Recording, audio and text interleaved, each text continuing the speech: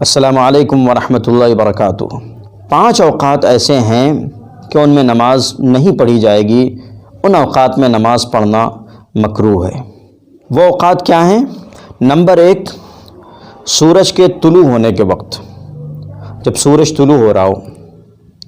Number 2، زوال آفتاب کے وقت، جب سورج ڈھل رہا ہو۔ یہ 15 منٹ کا وقفہ ہوتا ہے۔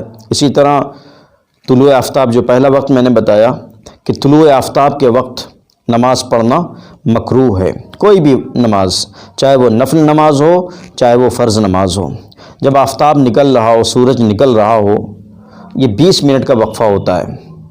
اسی طرح دوسرا وقت، جب آفتاب اور سورج ڈھل رہا ہو، جو زوال کا وقت ہے، اس سے 10 منٹ پہلے سے احتیاط کی جائے گی اور کل 15 منٹ کا وقفہ کم سے کم کیا جائے گا۔ نمبر 3، سورج غروب ہونے کے وقت، جب سورج ڈوب رہا ہو۔ یہ 3 اوقات ایسے ہیں جن میں کوئی بھی نماز نہیں پڑھی جائے گی۔ کوئی بھی نماز آپ پڑھیں تو مکروہ ہے، چاہے فرض نماز پڑھیں چاہے نفل نماز پڑھیں۔ اور 2 وقت ایسے ہیں جن میں صرف نفل نماز پڑھنا مکروہ ہے، فرض پڑھی جا سکتی ہے اور فرض کی قضا بھی کی جا سکتی ہے۔ وہ اوقات کیا ہیں؟ وہ اوقات ہیں فجر کی نماز کے بعد سورج کے طلوع ہونے تک۔ فجر کی نماز کے بعد سورج کے طلوع ہونے تک کوئی بھی نفل نماز نہیں پڑھی جائے گی۔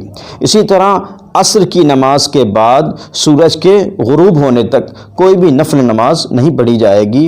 البتہ اگر اس روز کی عصر کی نماز ابھی تک نہیں پڑھی ہے تو سورج ڈوبنے سے پہلے تک کراہت کے ساتھ پڑھی جا سکتی ہے۔ تو یہ 5 اوقات ہیں جن میں نماز پڑھنا مکروہ تحریمی ہے۔